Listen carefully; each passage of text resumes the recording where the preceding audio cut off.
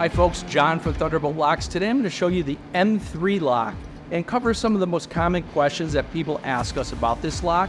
The beauty of this Deadbolt is that it doesn't require 12-volt power. It's manually operated by a knob inside a combination strong box. And once this is open, you can lock and unlock the Deadbolt by just pressing that knob.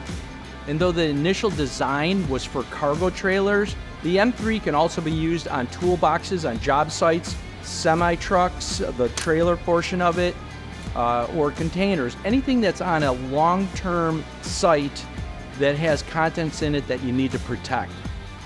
The M3 can secure either one door or two, depends on how many knobs are built into it. This is a single. We have a dual set up on this cargo trailer. The dual is protecting the rear door, and then this top knob is securing this side door with a deadbolt. It'll work on a ramp door like what you see here. It'll also work on swing barn doors, and of course a side man door. The lock box, we mounted it here. We had enough room on the back end. We like this location. You can also install it anywhere on the side of the trailer, up high or low. Doesn't really matter. It's just whatever works best for your application. For the installation on the side door, the L bracket with the housing and bolt are going to get installed on the side of the trailer. You're going to bolt it through the side, and there's a plate on the back where it's going to hold the bracket in place. Behind this cover, this is the protective cover. You're going to see basically the same lock mechanism.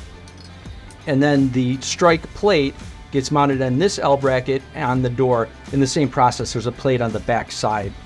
So when you engage the deadbolt, it's going to move into this position, and this door, it's going to prevent that door from opening. And when you disengage it, you can open up the door. For the rear door application, whether it's a ramp door or swinging barn doors, you're going to install one of these housings right here by drilling a hole into the steel frame. It gets inserted up into here, riveted in, basically like what we did here on our application. And when the deadbolt will drop down and engage into the steel tubing of the door. Again, whether it's a ramp door or swing doors, if you had swing doors, it's going to basically go into the second closing door. So the first door is going to shut, and then when the second door shuts, this deadbolt is going to engage into that secondary door. If your trailer has a bigger gap, or maybe your frame is a little bit different, you can always surface mount an L bracket similar to the side door, but you could do that on your rear door.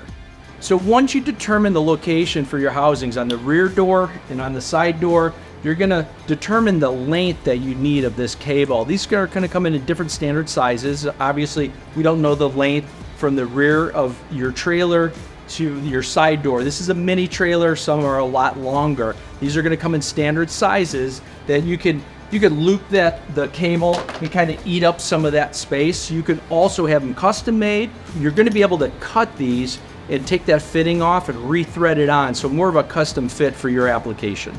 Once your deadbolts are in place, you're going to simply shut your doors, engage the knobs, which in turn engage the deadbolts, and you can see that door is secure.